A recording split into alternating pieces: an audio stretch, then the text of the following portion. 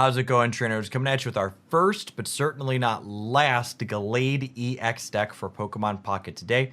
I think this card is the one that my opinion has changed on the most in this expansion from the preview day until after I played with it. I think the number one thing that I under-evaluated on this card is the fact that its Stage 1 and Basic Pokemon both retreat for a single energy, and the Basic even gets to have a teleport ability to get itself safely back to the bench in the games where you can't set it up.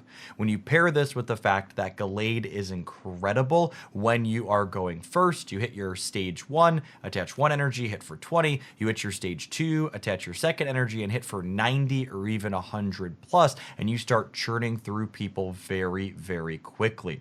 When we pair Hitmonlee with this fighting finisher alongside a couple copies of Cyrus, we regularly get to beat up our opponent's big finishers and then drag them to the front of the class to knock them out before they're fully developed and ready to go. I was really impressed with this card. It's definitely something I'm going to be exploring more. If you enjoy the games, smash that like button for the rest of the day. Have fun.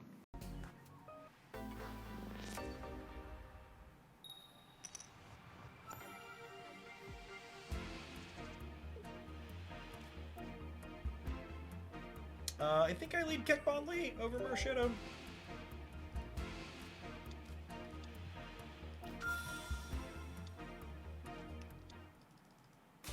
Speaking of Yanmega, looks like Dialga Yanmega, which is the best performing Dialga variation we have so far in the game. I get one of my babies. There's my baby. Coolio. And now if we just manage to find an X speed, we have on curve Gallade. Just not bad. Oh yeah, that's an interesting thought about this deck list. There's no Pokemon communication.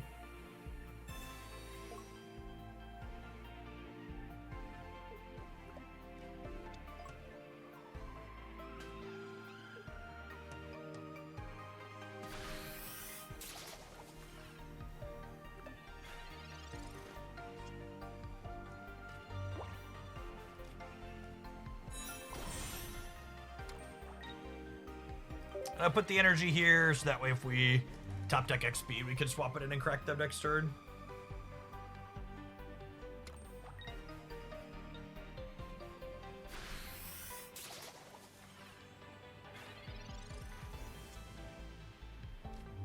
Oh my goodness. Put them in a little box in the ground if we find one of our X speeds. Sedge.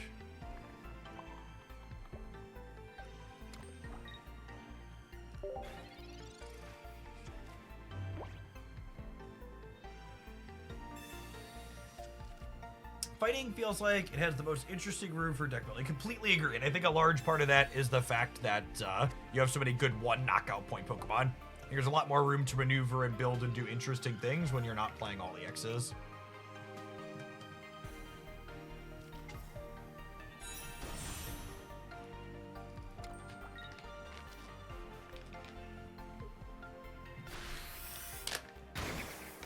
Man, I updated the NVIDIA broadcast software I use, and the noise filtering on it is significantly worse than it used to be. I think we're doing this.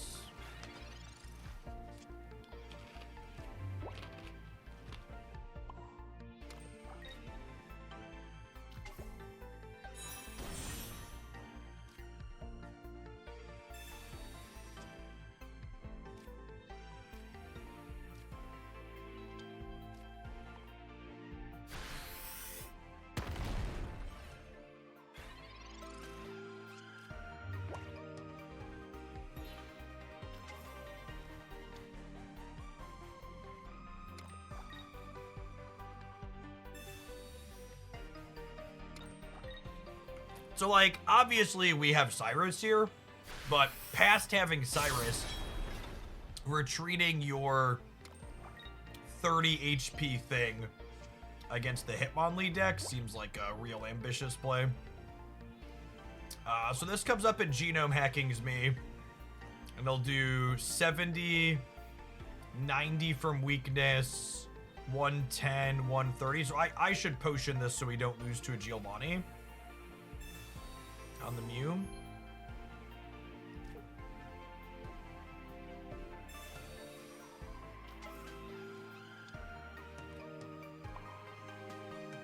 Oh, and then actually, I can just XP this out and clear him with Marshadow. Yeah, that's the line. Yeah, that's the line for sure.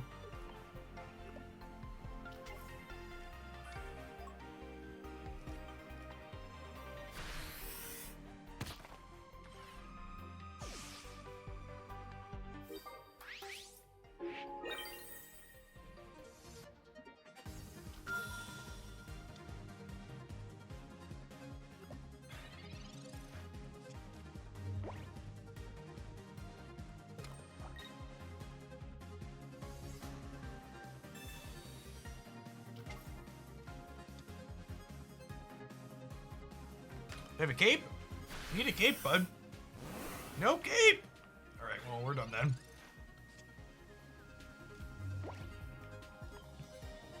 Quick lesson learned in Energized Blade versus Mew for our opponent.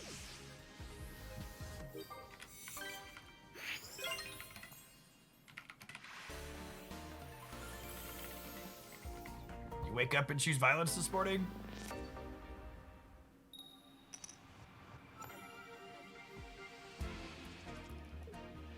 This is why I'm currently standing.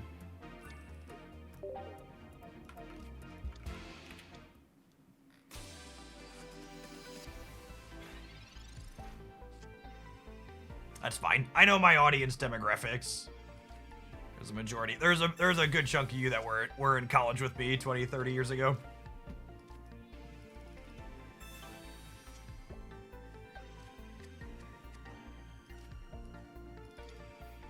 Someone made a comment on one of my YouTube videos that most of the comments I'm responding to are from children, and I was like, actually, bud, my audience is 99.5% over 18, and 84% of them are 25 plus.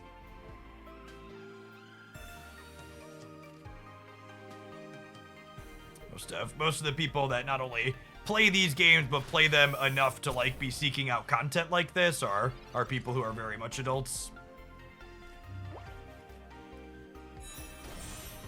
One of those we just need an X speed shot, right? This card's so strong when you have it while going first. Just get to roll it on up and attack right away. Radiant One, thanks for catching a Hoaglandia subscription for 2/3 of a year. Welcome back.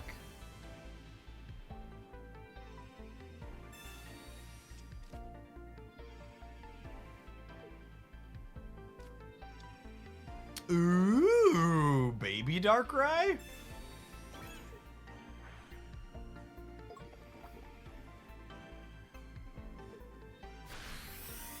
So we got 2 X speeds and 1 research, so loosely 30% to find what we're looking for here. It's not the droid I'm looking for. I think we just let Marshadow go down here.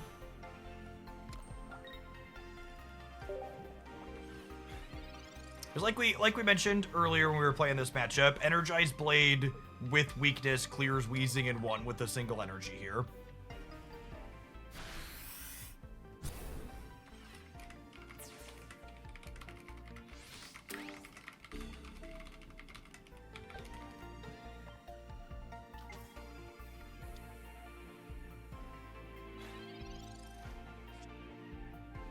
There's our X speed a day late and $1 short. Up energy there. I think I chill on the other Kickmonlee on the bench for now. It's very possible that I want like a Marshadow and another Gallade, but it's also a good chance the game doesn't get that far.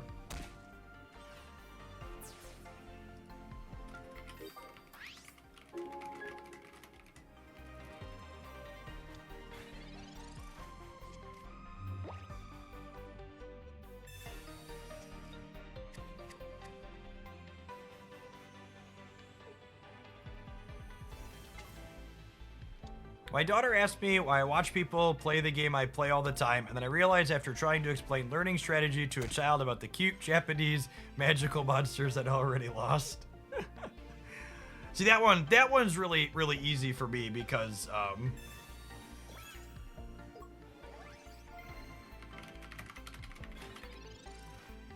that one's really easy for me because both of my boys do watch plenty of people play games as well. Alright, so what's the game plan here? I think the game plan is pivot this, put the Kickmonlee in, and then I'm actually going to play the other Hitmonlee out to play around to Sabrina, I think. And we're gonna kind of soften up this Darkrai in the back, kind of learn from our mistake earlier. Because now the way this works is, if they don't have a cape or a potion for this, I can go ahead and Cyrus this up next turn. It deals 110 with this, which is sick. Oh, they do have another cape. The other cape's not the end of the world here. I could just kick it again.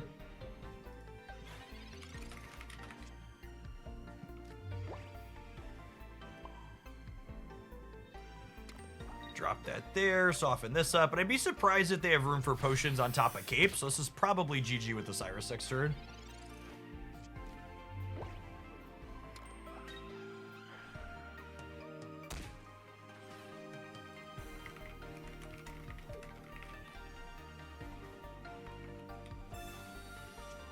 What is your spending like on Pocket compared to Snap? I spend markedly less on Pocket, but I'm also chasing cosmetics less. Pound for pound, dollar for dollar, Marvel Snap and Pokemon Pocket are similar prices to keep up with every card.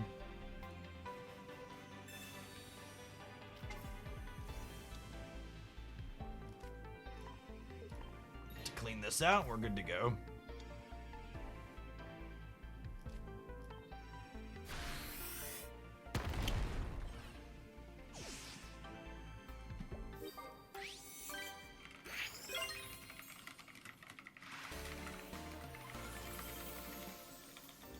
Yes, it also doesn't exclude best of one events, which are higher variants. Yeah, he had no EX. Yeah, that data is real murky for a number of reasons.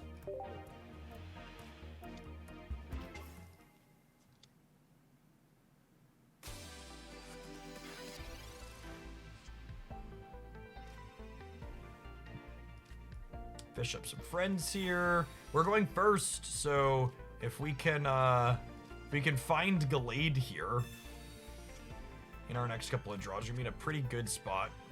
I'm honestly really impressed with this Gallade deck so far. It's been real clean.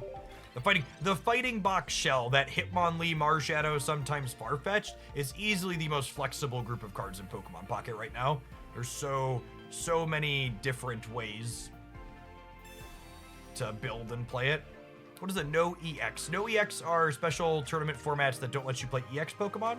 And best of one means your tournament rounds are best of one game instead of best of 3 games. And best of one is inherently more variants.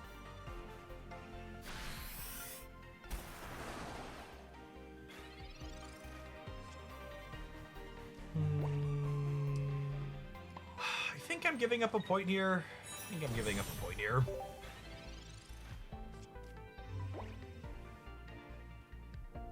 Urberg. Thank you for the 2.5 years. Welcome back. Is Gallade feeling better than the other flavors of fighting? I haven't played enough of them, Urberg, if I'm being honest.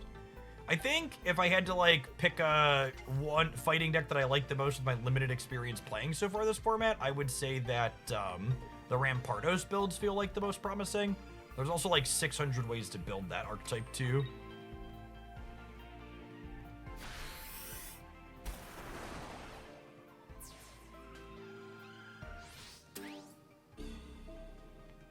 My friends and other people I talk to on Discord complain a lot about Pocket repeating content, 45 wins and 5 consecutive wins and solo events. Do you think Pocket would change this? I mean, nobody ever complains in games that have ladders that the ladder comes back every season. Those types of things are literally just Pokemon Pocket's version of a ladder, so no, I don't think they intend to change that. The new content in a game like this is the actual cards. Those other types of things are just what you should. Those other types of things are just avenues to get the new content. Yeah, I prefer their event structure to ladders personally. The solo events I can take or leave, but I can auto battle through them, so it's like not a big deal.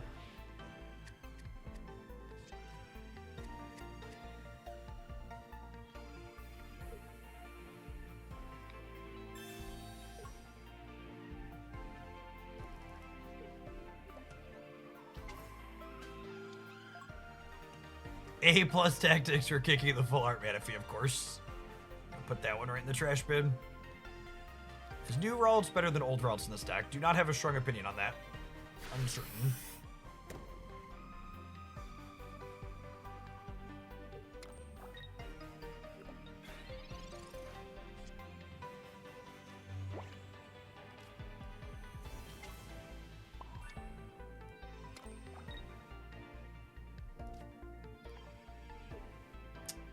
I'm gonna kick the Palkia because then if they don't put it to the active spot, I can Cyrus it and clear it with Gallade at any point if I draw that.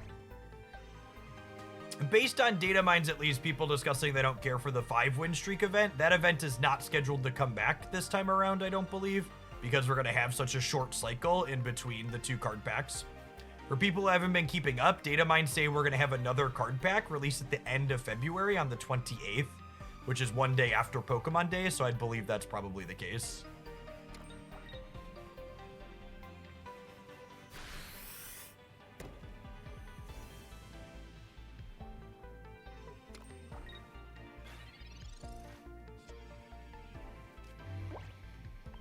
Oh, man. If only my potions were Pokemon communicators. So, one thing that's noteworthy to people commenting that that's soon and they feel like they're going to get further behind, the next set after that is going to be a longer timeout. So they're going to keep to 2 sets per 12 weeks. They're just doing 4 weeks and then 8 weeks instead of 6 weeks and then 6 weeks. Oh, you know what? I should have kicked this one again, so that way Mars Shadow cleared it. I was thinking I wanted to soften this, so that way Gallade could clear either of them. But I should have made it so Mars Shadow could clean this next turn. I think we're dead with this one. Oh, they have the cape anyways.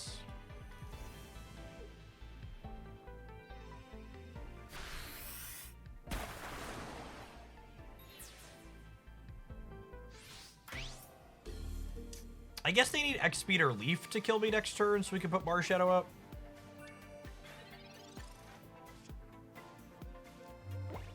Okay, cool.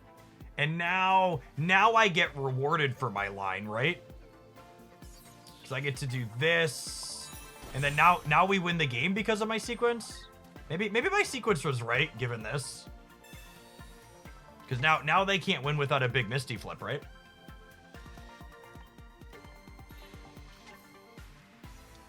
I get to clear this Palkia for 130 for 2 energy. Gosh, that's clean. And then my Kickbon Lee clears the mana fee for the last point next turn. Oh, you know what? I should have, if I potioned, Big Misty doesn't even get me. I missed the potion, could have played around it.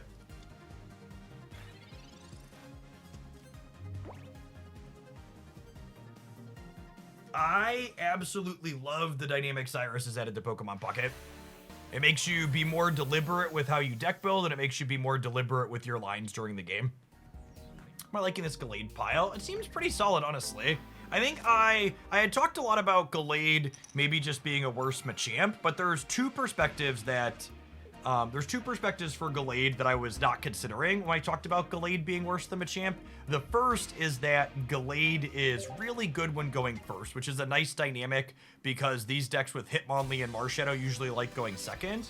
And the other is that the basic and stage 1 for Gallade both have retreat costs of 1, which makes them a good bit better... what's the word I'm searching for? Which makes them a good bit better with X speed, so you don't have to feel like you play Leaf or get stuck. So this particular deck list that we're playing is missing communication. It's a deck list we copied from a tournament, and it's felt okay so far, in part because you can like win games with Mars Shadow and Hitmonlee. But I wouldn't be surprised if fitting in, like splitting Potion with communication was correct.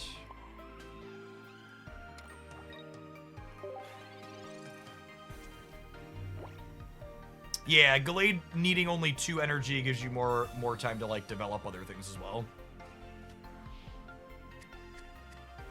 Hey, what's going on, Norris? Yeah, we're shooting for a little bit more at least. We've got solid numbers. There's a lot of sweet decks to test.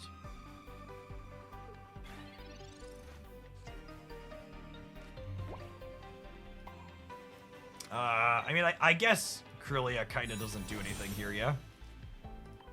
Like, let me tap you, and then the lunar plumage just like undoes it.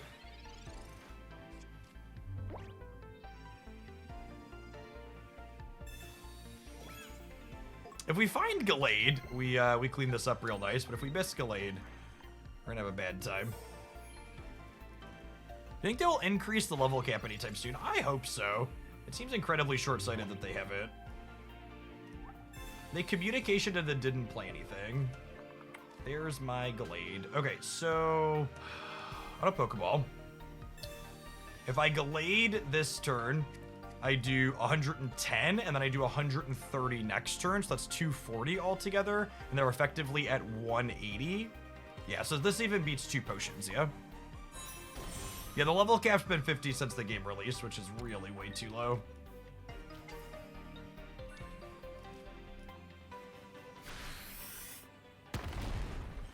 Are you surprised they added tools to Pocket? Not at all. It's very common for games like this to start with a low amount of complexity in their first set and then scale it up over time. So I'm not surprised to see us, you know, 3 sets in now and getting added complexity and more cards that create more decision trees. So the Shaman doesn't change their thing being dead even through double potion, right? They go up to 120 here, and if they put another energy on, I'm cracking for 130. Clams, thanks for the 17 months. Welcome back. Yes, what Gap said too, tools were listed in the deck builder at launch in the filter settings. Why do you care about level if you swipe for every card anyways? Because the level is free rewards. Just because I'm gonna buy stuff doesn't mean I don't want the same free stuff everybody else gets. If anything, the fact that I'm spending so much money is an extra reason why they should make sure I get the free stuff, because making your people who paid you money feel like they're getting less stuff because they sent money is a really bad business strategy. Especially when it's such a nominal amount. Like, you're right, ultimately, me getting account experience, super nominal overall. So if you could choose to give me nominal rewards as someone who's giving you hundreds of dollars per month, you should give me the same nominal rewards as everybody else, especially those that are spending less. Succulent Lob, thank you for the 2 months. Like realistically, it probably turns into like what? I don't know. I'd probably have 4 or 5 extra packs worth of hourglasses if they like had uncapped it. Which isn't a ton, but it's something, and I'd feel better about it. Is it worth crafting Cyrus and Cape if I haven't pulled a single copy of them yet? Yeah, use your points on cards you want to play with. They're both super playable cards.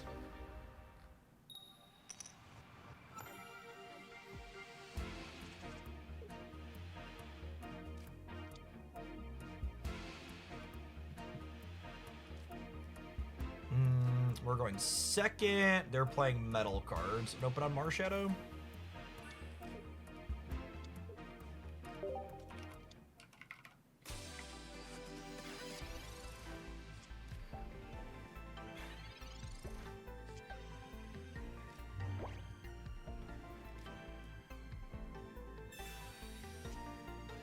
I'm having a lot of fun playing Pokemon Pocket. As long as I'm enjoying Pocket and the support for it is here, I'm planning to focus on Pocket.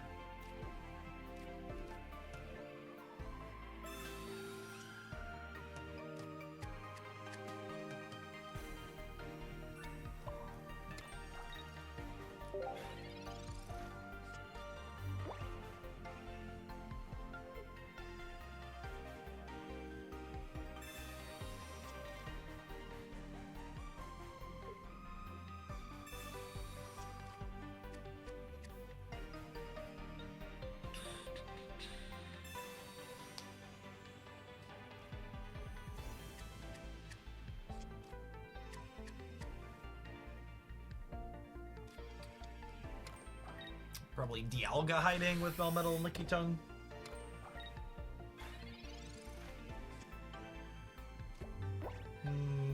How much damage does Gallade do to Melmetal? It's 70, 150, 130. I think I put an energy on here and hit them with Revenge this turn, so that way they're forced to evolve next turn and can't get another free energy out of it. It means I can't attack with Gallade next turn, but I think it's correct without the Gallade in my hand guaranteed.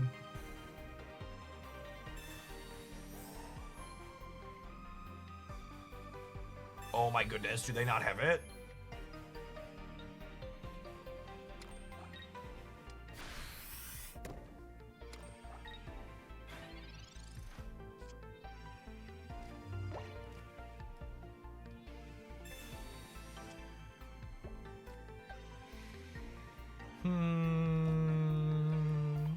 just stage 2 deck things. I think I'm hitting them with this because if they evolve and clear this, I need the 40 points of damage in order for Gallade to clear this back. I have 2 Gallades and 6 cards, so probabilistic that we find it, certainly, right?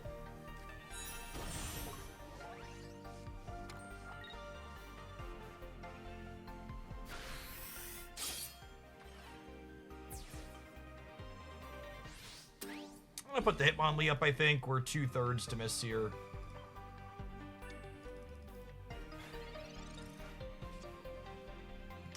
Imagine missing. Would never be us. I have been impressed how often Gallade has just been like 2 energy as much or more damage than Machamp. The more I play with this card, the higher it moves up my list of things I underevaluated. I was expecting when reading it for it to feel like it was worse than Machamp in a lot of my games. It's definitely been markedly better than Machamp BX in most of these games we've played today.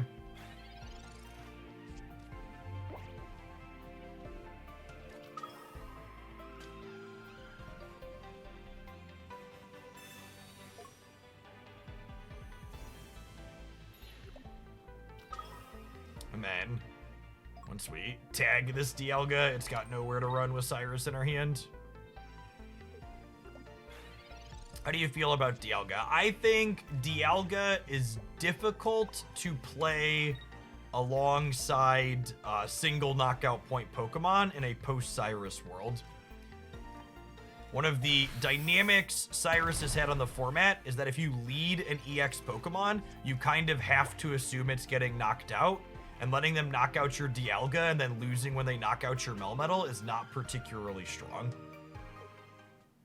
So it's not a coincidence that the best performing Dialga builds right now are like Yanmega Mew as the backline and not Melmetal. I think Licky Licky is actually worth exploring too, but whatever you're powering up with Dialga, I think it needs to be another EX. You do that on whichever platform it is and come back again sometime.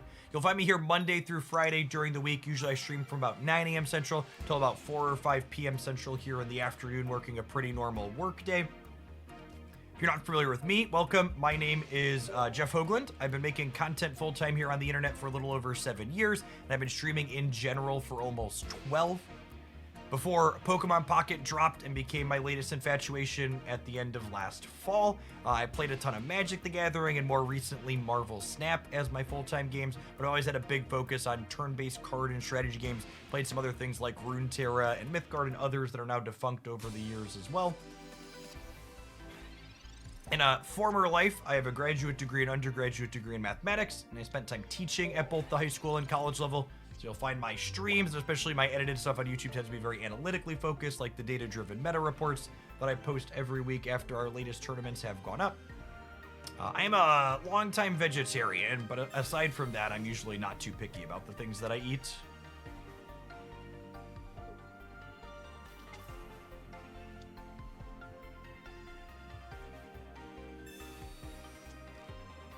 I haven't gotten around to trying Venusaur yet. I think that's definitely a really interesting way to try and attack the Darkrai deck.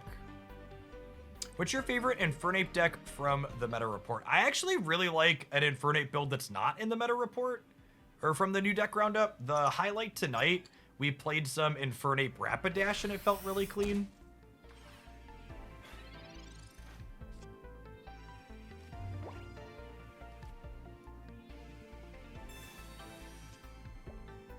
What do you think is the most consistently skill testing card game you've played? I think the concept of most skill testing card game tends to be kind of self-gratifying in a way where people just think whatever game they're playing is the most skill testing. I think most card games have a number of elements that are very skill testing to them, and different card games tend to test different skills in their players.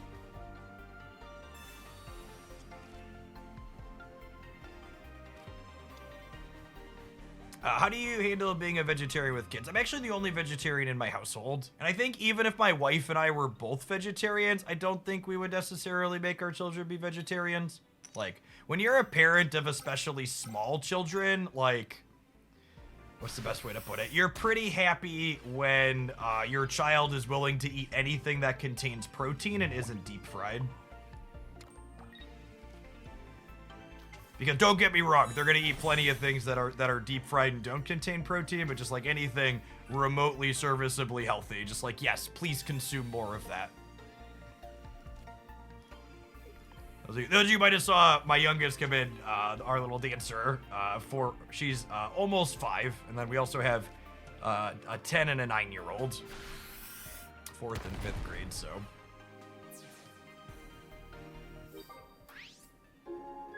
Please, you ate this last week and said it was your favorite. Just put it in your mouth again so we can leave the table. Listen.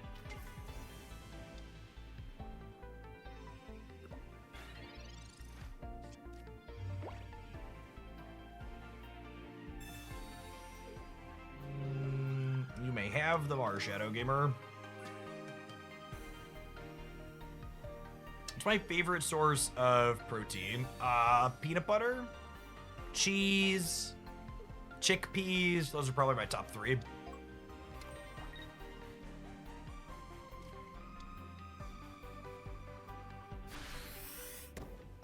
It's part of the reason why I was living on my own at 17. But I was also working full time at that point, and like, there's nothing against my parents. They were fine, reasonable people. I just like was working 40 hours a week and had the means to live on my own, so I chose to. In fact, it was one of those kind of like too perfect to pass up things. So,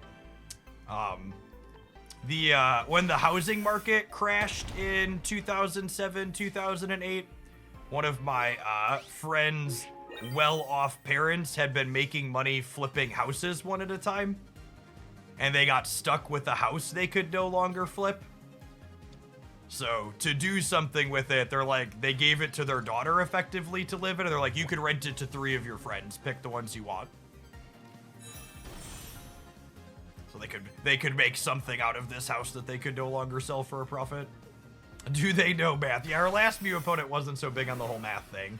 This Mew opponent, not so big on the whole math thing either. Time to clean him out.